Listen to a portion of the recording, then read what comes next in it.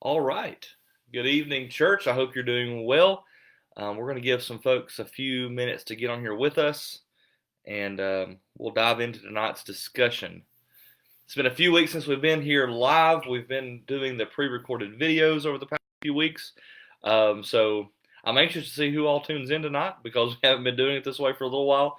And so I wanted to go back to this way, and we may just go back and forth a little bit over the next few weeks. This particular conversation, I felt like it was important to have as a live conversation. Um, Somebody's on here with us. Once you get on here, let me know that you're here. I want to know that you're with us. And as a few folks gather here with us, and we'll dive into the discussion.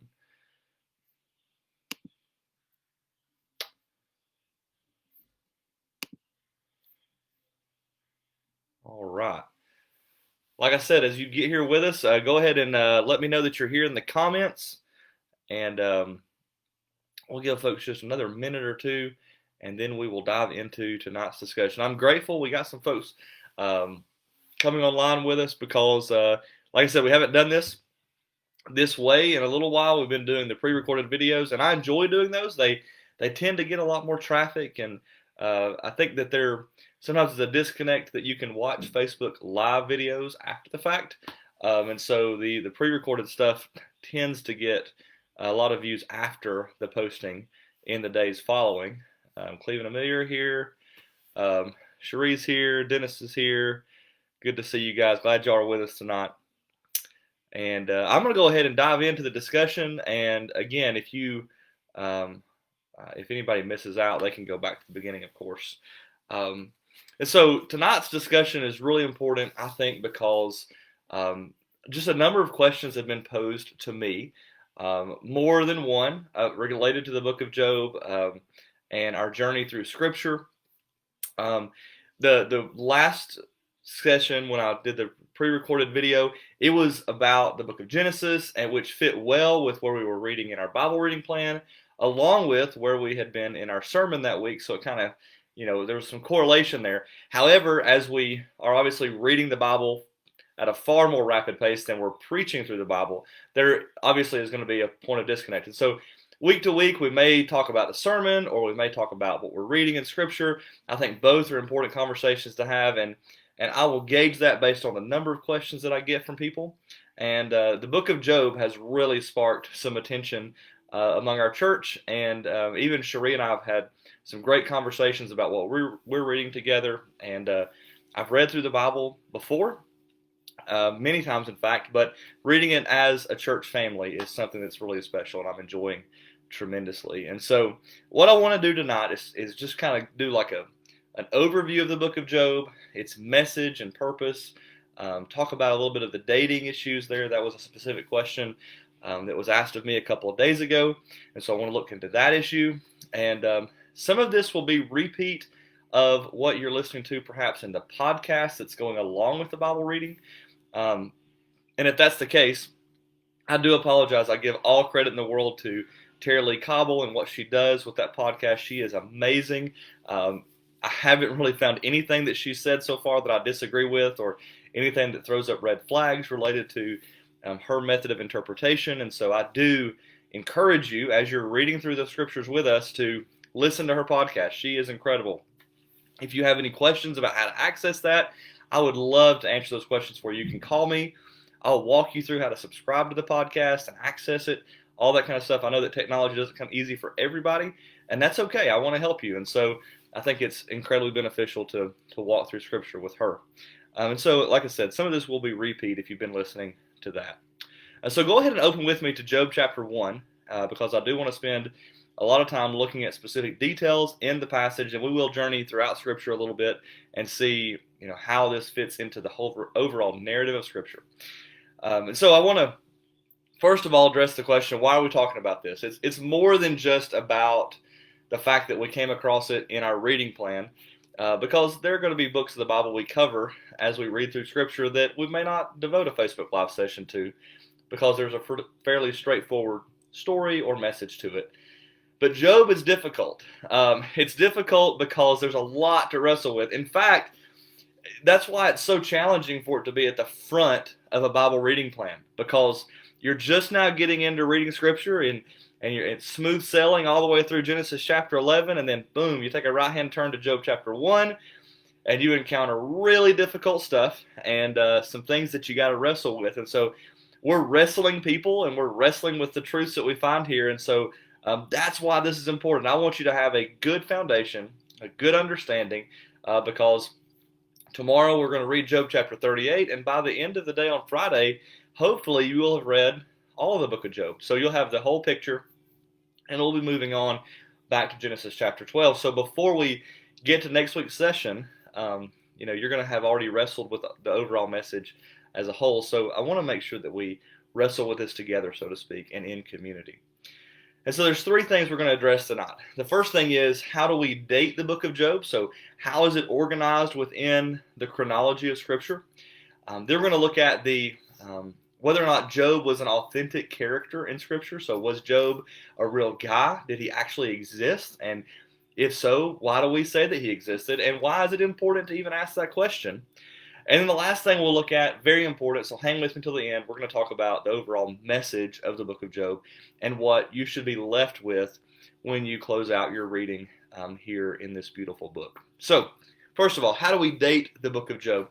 Again, this was a specific question asked of me a couple of days ago that really had me stumped, and so I had to dig into this carefully over the past 48 hours and make sure that I had a good answer for you tonight. And really, I hate to say it, but it's probably a fairly unsatisfactory answer. But I want to ask this question as well. How do we date any book of the Bible? Because I think that's foundational to how we date this specific book. So when we're dating books of the Bible and we're trying to, figure out where they fit, we need to first of all ask the question, what is the purpose of our dating of that particular book? Are we trying to figure out when it was written, or when did the events take place?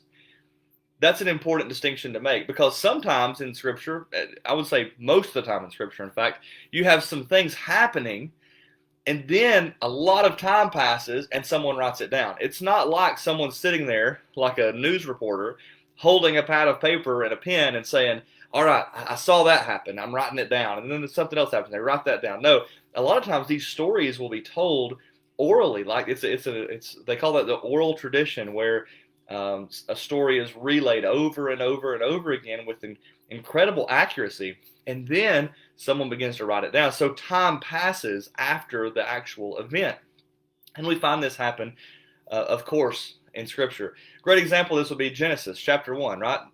Nobody was there when that happened but God. So, of course, some time passed before, if we're holding to a traditional authorship of Genesis, some time passed before Moses wrote it down. So, same thing with Job. Some things, his life happened, these events happened, some time passed, and it got written down. When we're talking about the chronology of Job, though, particularly as it relates to our Bible reading plan, what we're talking about is, when did the events happen? And so that's really what we're trying to nail down. And a lot of times, whenever you're carefully studying Scripture, that's what you're really trying to get at. Because that has, most of the time, the most impact on your interpretation of that book. And so with Job, we're trying to figure out, okay, when did this happen? Well, if you're walking through Scripture with us now, you remember you got to Genesis 11, and then you went straight to Job chapter 1, and you might have asked the question, why? Why did we go from Genesis 11 over to Job chapter 1? How do we even know that Job and his events happened following Genesis 11? Well, there's a few reasons for this, and I want you to hold on to these things fairly loosely. It's hard to be real dogmatic about this and kind of say very matter of factly, this is when it happened. But there are some details in the passage that tell us when these events took place. It doesn't have a real impact on the interpretation of Job or the impact of its message or meaning, but it is interesting to know. And so I want you to kind of have that. So when we're dating the book of Job, we situate his life in what they call the patriarchal period. This would be like the time period of Abraham, Isaac, and Jacob. We call those guys the patriarchs. And so we're situating Job's life in that particular time period. Now, why is that important, and how do we arrive at that conclusion? Well, first of all, you'll remember as you're reading through this, and you're really going to see this tomorrow when you read in Job chapter 38, there's a lot of details and a lot of, I guess, descriptions related to God as creator. And so, it's really important to note that God is over and over and over again, his work as a creator God, and that being the display of his sovereignty, that is put on clear display over and over again. And again, tomorrow when you get up in the morning and you read in chapter 38, it's going to be very clear that is the supreme quality of God, it seems. And so those details make us think that this couldn't have been very far removed from the account we read in Genesis chapters 1 and 2. And so that being the prominent theme, this creator God theme coming up over and over and over again, makes us believe that it was fairly early. But there's some other stuff too. If you look at here in Job chapter 1, basically in this initial description of Job's life and his manner of living, you'll see that he's offering some sacrifices on behalf of his family. You see that there in, I believe it's verse number 5. Yeah, verses 5 all the way to the end of that verse. He's offering sacrifices for his children on their behalf. This would have been a practice very common during the patriarchal period. And so, again, that's not something you see much later in Scripture, but it is something that's a very prominent theme early in the time of the patriarchs. And so that's kind of when we would situate Job for that reason. Also, notice how Job's wealth is measured there in the first few verses. We see that he had, lots of children. We see that he had all of this livestock. We see that he had the number of servants that he's got. And so those methods of measuring wealth were very common during the time of the patriarchs. And so you didn't measure wealth by the size of your house necessarily, or how much money you had in your bank account. You measured your wealth by the number of heads of cattle you got, and you measured your wealth by the number of kids you have, and so on and so on. And so this is the method of measuring wealth, and it comes up immediately in the very first few verses of Job chapter 1. And that should tell us something. It tells us that was important during the time period in which Job lived. And so again, another reason pointing towards Job living in the time of the patriarchs. However, it's also important to note that he lived early in the time of the patriarchs, because if you notice in verse 3, it says that Job was the greatest man among all the people of the East. Now, Job was wealthy, but he would not have been as wealthy as, say, some of the kings that lived later on in the East. And so for the author of Job to write down, hey, he was the greatest man of all the people of the East, the kings didn't exist at that time. So Job was wealthy. No doubt he had a lot of things going on for himself, but he wasn't any wealthier than some of the kings that are mentioned later on, and kings that are told or described to us outside of Scripture either. So again, all of these things pointing towards this patriarchal period. However, even though he's early in that time period, he is after the flood. And so how do we know that? If you notice how Job is described as being upright there in verse number 1, it says he was a man of complete integrity who feared God and turned away from evil. Now, if you remember the way humanity, creation, the world is described prior to the flood, it's this increasing level of wickedness. So we're going to talk about that a lot as we work through this series in Genesis. But there's this increasing level of wickedness. You don't see really any glimmer of hope or goodness in God's creation until you get to the person of Noah. And with Noah, God preserves his family because he was continuing to fear the Lord.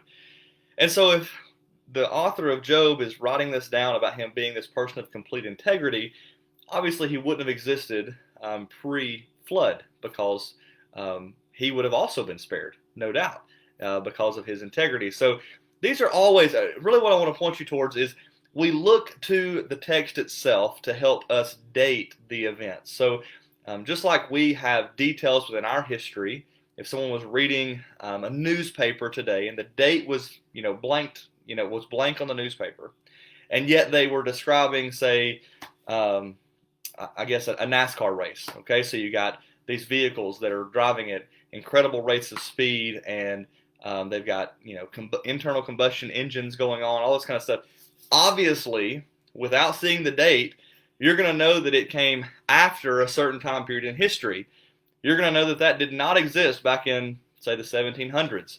And so you're going to use these context clues to point you towards a specific date. That's what we do when we're talking about the chronology of the Bible as well. We look to context, we look to these clues, and we say, hey, this date makes the most sense.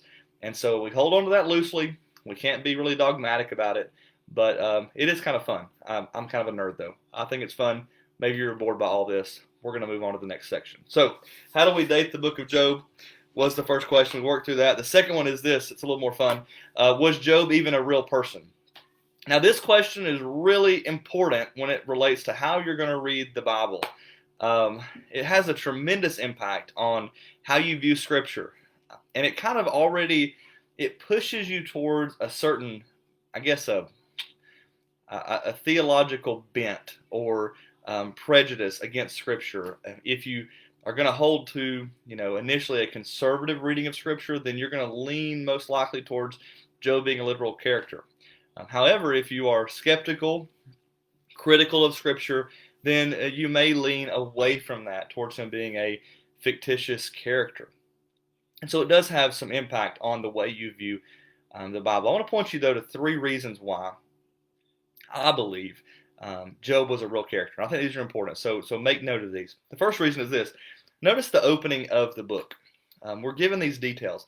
There was a man in the country of Uz named Job. So Job is introduced in a very particular way, and he is introduced in reference to a place. Now, if you go over to Judges chapter 17 and verse number 1, listen to this.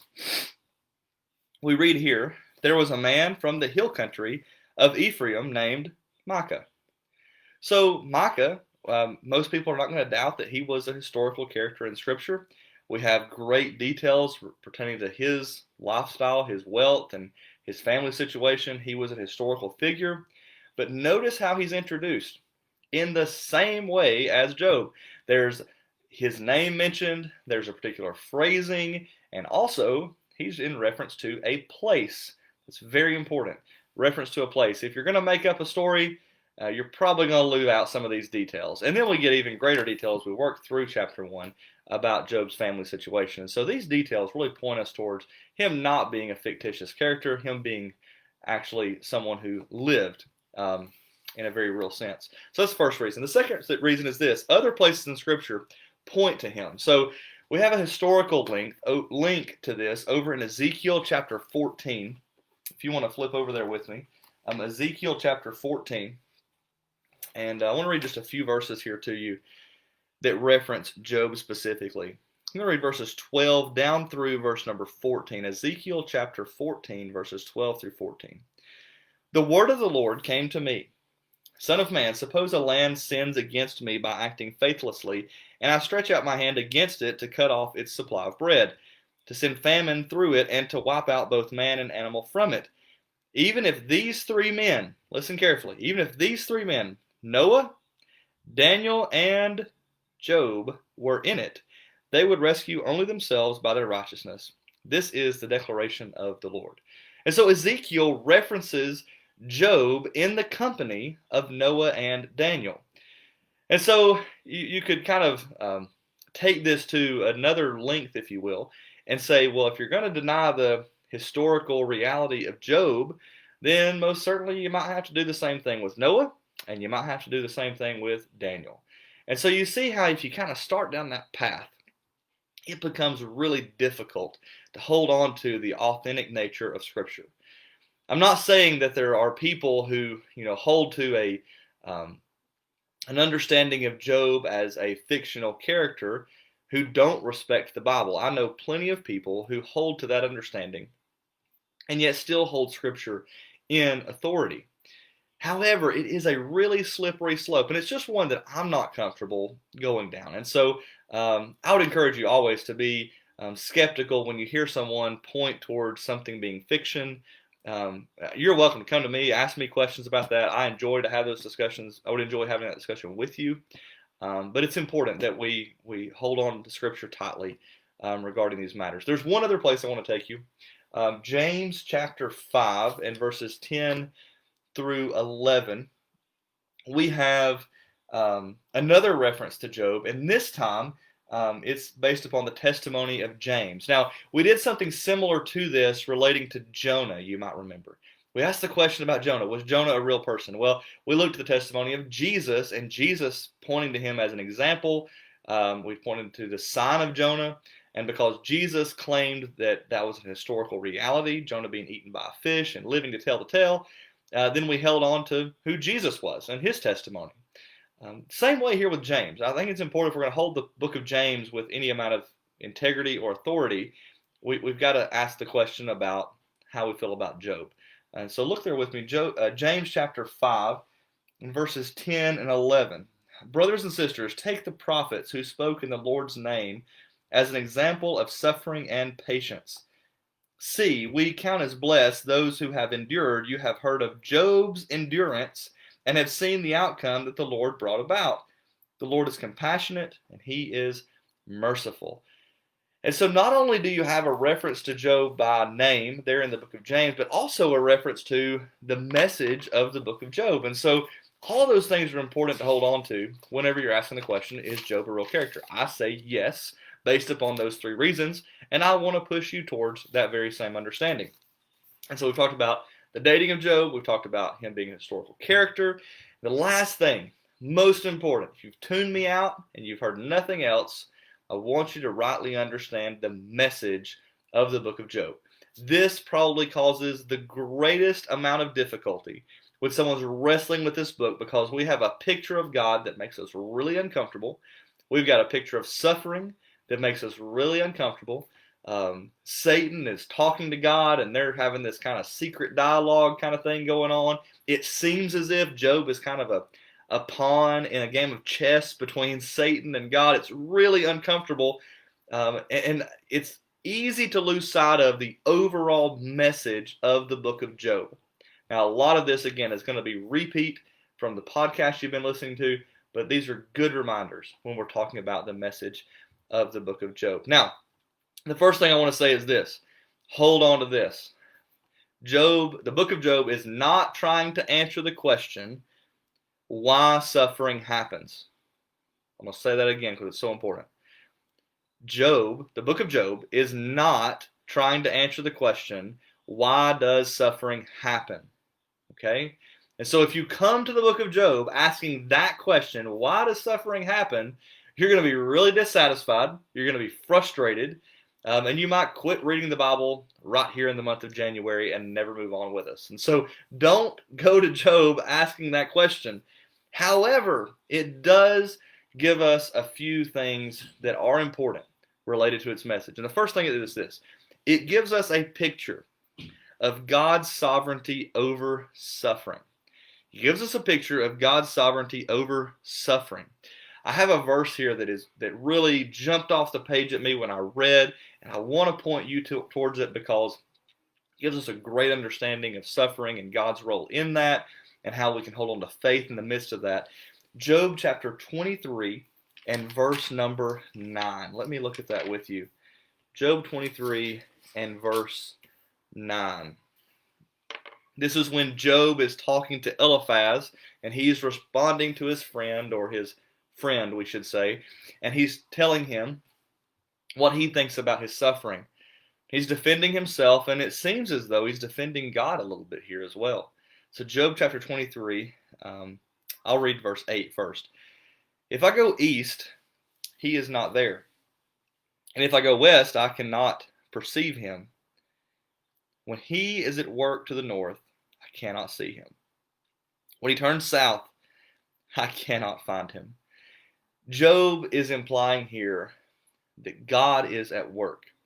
Even though he can't see what God is doing, he understands that God is in control. That these things that are happening to him are not happening to him by chance. That these are happening to him under God's sovereign decree and order. And so when we talk about suffering, the picture that the book of Job gives us is that God is sovereign over suffering. Now, There are bigger questions we could ask here that this 30 minutes on Facebook Live is not going to give us room for. I would love to have greater discussion with you related to God's role in suffering.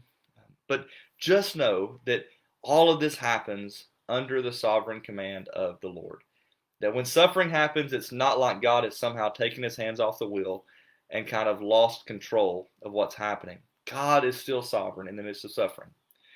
But also know this, it gives us a picture of faithfulness to God in the midst of suffering. If you look at what Job's doing, he's wrestling. It's difficult. This is a really incredibly taxing issue he's walking through. So much suffering in his life. So many, difficult things happening. Just insurmountable circumstances. And yet, in the midst of this, Job does not curse God. He wrestles with God. He's pleading with God for answers and explanation. But at no point in time does he just stop speaking to the Lord. Even after God you're going to see this beginning tomorrow, God kind of lays the smack down and he says, hey, who are you to talk to me? Who are you to question my ways? Job still responds to the Lord. It's so incredible to see Job's ongoing relationship to God. And that's what it pushes us towards in the book of Job. We get an incredible picture of the necessity of relationship over religion and ritual. See, if Job only had this understanding of God that was based upon religion or based upon his ritual, then he would not have endured and not cursed God. Job constantly, yes, he was defending himself, and you have to hold that tension in mind all throughout the book of Job. Job doesn't say completely true things all the time, neither do his friends, but at the same time, there is this picture of relationship. In the midst of suffering, we're given this understanding that we've got to hold on to that relationship with the Lord.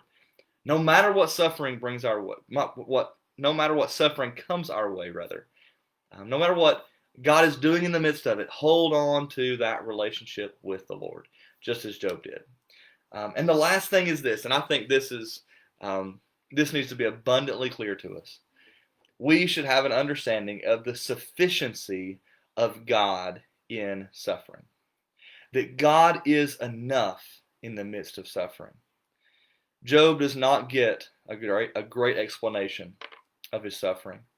He asks this question, why, over and over and over again, and he really doesn't get a great answer.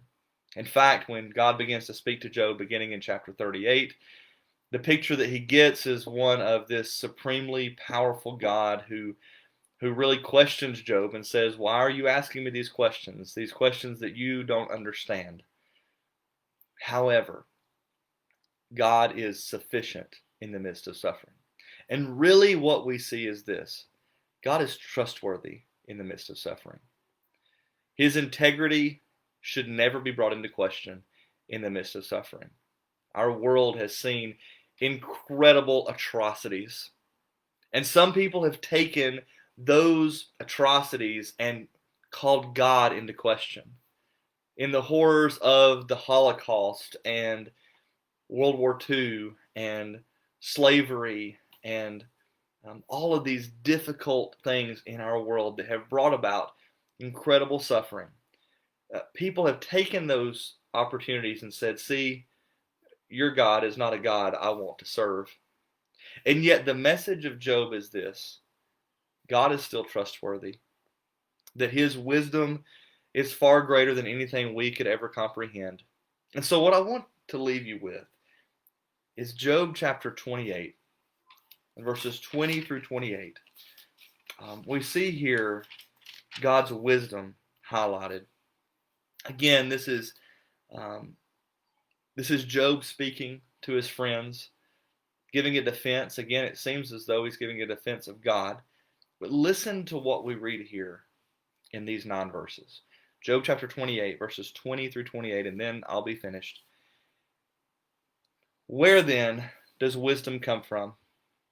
And where is understanding located? It is hidden from the eyes of every living thing and concealed from the birds of the sky. Abaddon and death say, we have heard news of it with our ears. But God understands the way to wisdom, and he knows its location. For he looks to the ends of the earth and sees everything under the heavens. When God fixed the weight of the wind and distributed the water by measure, when he established a limit for the rain and a path for the lightning, he considered wisdom and evaluated it. He established it and examined it. He said to mankind, the fear of the Lord, that is wisdom, and to turn from evil is understanding. God is supremely powerful, supremely wise, and supremely trustworthy. As we wrap up this reading in the book of Job, I hope that you are encouraged. I hope that you're satisfied with this picture of the Lord. And I'm grateful to walk through Scripture with you. And I encourage you to ask questions and wrestle with these things alongside of me. I would love the opportunity to counsel with you about things you're reading. Many of you are reading things for the very first time. It is the most encouraging thing that I've been a part of as your pastor here at First Baptist Church. Seeing us grow in the Word and let the Word take root in our lives has been an incredible experience. So keep pressing on. If you get a couple days behind, just catch up with us. You're going to love it. If you haven't started yet, get in there with us. You're not too far behind yet. You can read and catch up with us to where we're at. We want you to do that. We invite you on this journey. If you have questions about, questions about how to access the reading plan, I encourage you to do so and ask me those questions. I would love to walk you through how to access that. And I look forward to seeing you on Sunday most of all. And don't forget, we're doing the food drive right now. We had a great turnout with our peanut butter jars. We had 90 jars of peanut butter donated just this past Sunday, which is 10 more than what we actually had to have. Incredible job. And this coming week, we're looking to collect 240 cans of vegetables, 240 cans of vegetables. And this will all go towards our initiative to distribute these food boxes later on in the spring. So keep participating, keep plugging in, keep pressing onward, and remember that we are one church with one love and one purpose. I love you, church, and I look forward to seeing you this coming Sunday. Y'all have a great week.